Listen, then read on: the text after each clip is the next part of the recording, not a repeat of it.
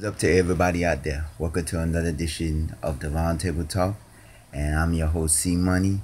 And today we're gonna do a 2017 recap of the events that occurred while we was on hiatus. First thing first, I want to talk about our new president. I want to also talk about let me start off by saying thank you, President Barack Obama, for your 8 years of service as our first black president of the United States. You have did some good things. You may have did some bad things, but you served as our first black president, and we thank you very much. And somewhat hello to our new president, Donald Trump. Even though he started off on a bad note because right into office he started doing things that really caused a countrywide protests throughout cities and states and things like that. um I want to say rest in peace to all of the famous people: Prince, Doris Roberts, other celebrities, Mary Tyler Moore, and all of the celebrities who have passed on within the time we was on hiatus within 2017. Even though it's the beginning of 2017, 2016, 2015, since we last did our show, may everybody rest in peace. I want to talk about, first off, let's talk about this election. You know, um, this election has been to me, one of the most controversial elections out there. Because Donald Trump put a ban on immigrants coming to the country, and now it's where he has like 7 countries banned from coming into the U.S. And he signed a order to put a tall wall along the Mexican border. Let me clarify what I think about that. I think that it's just, to me, racist, and to me that is a real negative effect on the U.S. Because you do have to realize one thing or another, that I would say 70% of our country is minorities: African Americans, Cubans, Spanish, Mexican, Creole, Jamaicans. I would say 70% of it is minorities. And when you're stating about, when you're out there talking about, oh, put a tall wall within the Mexican borderline because you don't want the Mexicans coming over to our country and all that, then that just makes it that you're basically putting a ban on racism, or bringing racism back into our country. Because not only is you're being racist against Mexicans, you're also being racist against other minorities. Because what is this to say that you will come around and say, okay, well then, oh, since we're not gonna allow Mexicans, we're not gonna allow Creole Creole Haitians or Jamaicans or Cubans to come over, into our country as well. And that to me just seems like it's a you know kind of a racist thing. They did say, that they said that his parents was a part of the KKK when they had Donald Trump. Now, I honestly don't know if that story is true, but me, I always have to do my research. But I look at it as if, I don't understand why people look at certain things and do it. Because, and then there was also a thing going around that, you know Canadians are borderline too. If you build a wall, the Mexican borderline, what you're gonna build a wall within the Canadian borderline too to keep the Canadians out, because they're another type of minority too.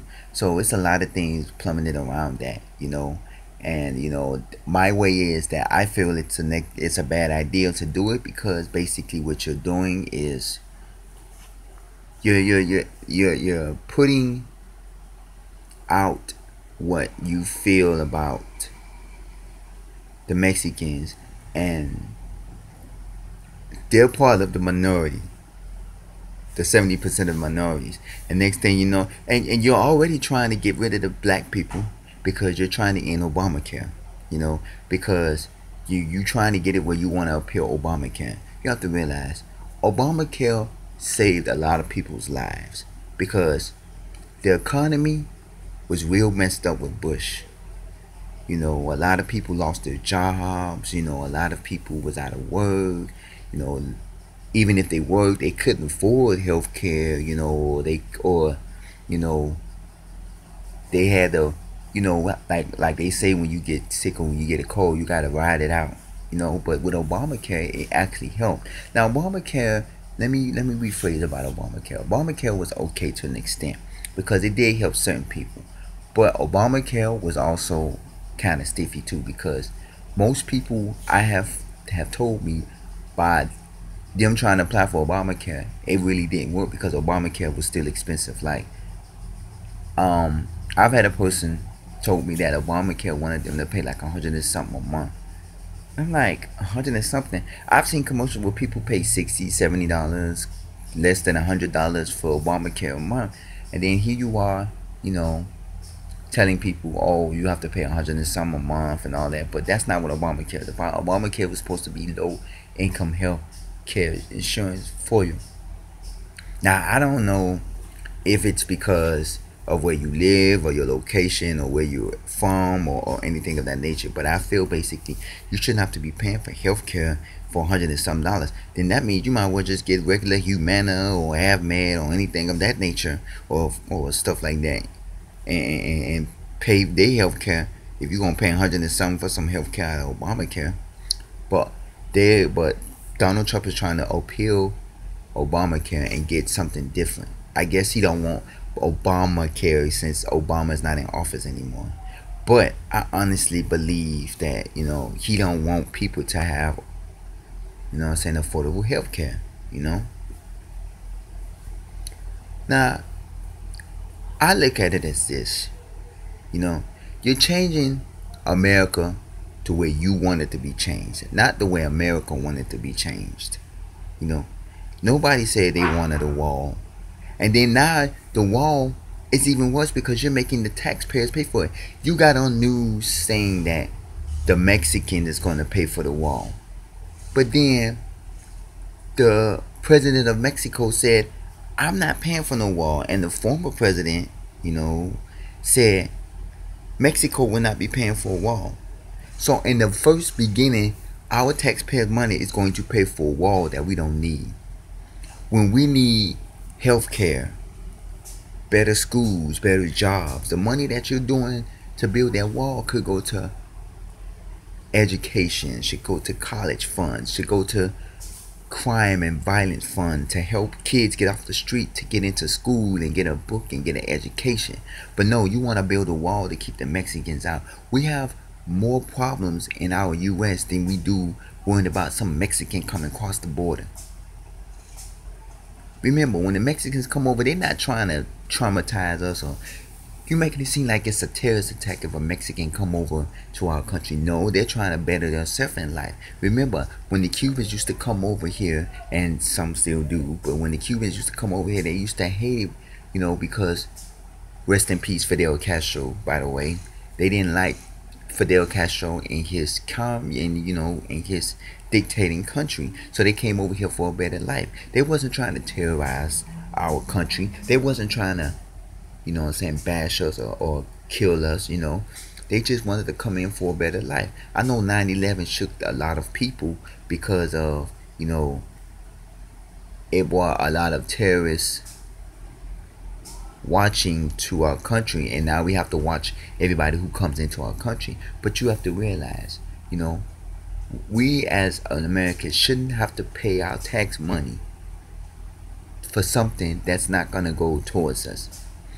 Pay for education, pay for health care, pay for something that we can look at and say, well, my tax money dollars pay for that, and I'm glad it paid for it. We shouldn't have to pay for no tall wall just because we don't want this Mexican to come in, or we shouldn't have to pay, for certain things that we look at and say, what the heck am I paying my tax money dollars for? Because when you look at it, income tax, they take out a lot of money depending on how much you make. Now, if you make $2, $3, two, $300, you know what I'm saying, dollars, they ain't gonna take out but like 40, $50. But like if you make $6, $7, $800, you know, they take out a chunk of your money, because I've seen it happen to me and other people. They take out a chunk of your money, and then you look at it as if, and I'm gonna say this straight up. My money is not going to no tall wall just to keep out a Mexican out.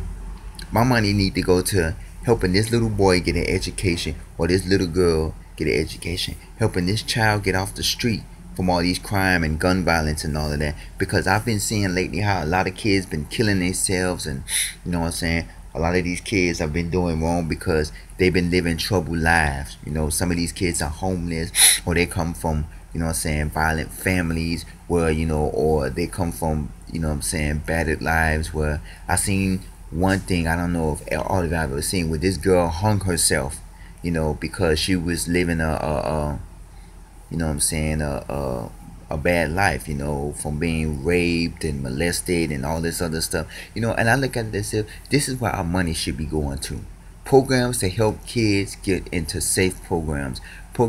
You know, one of my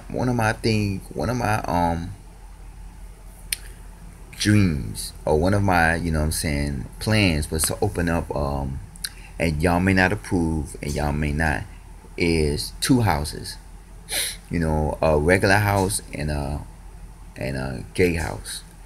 And what it is that I've had people tell me straight, that when they come out the club, you know what I'm saying, when they come out as being a homosexual, a lot of their parents throw them out on the streets, and it leaves them to do a life of crime. It leaves them to do a life of bad things just to survive.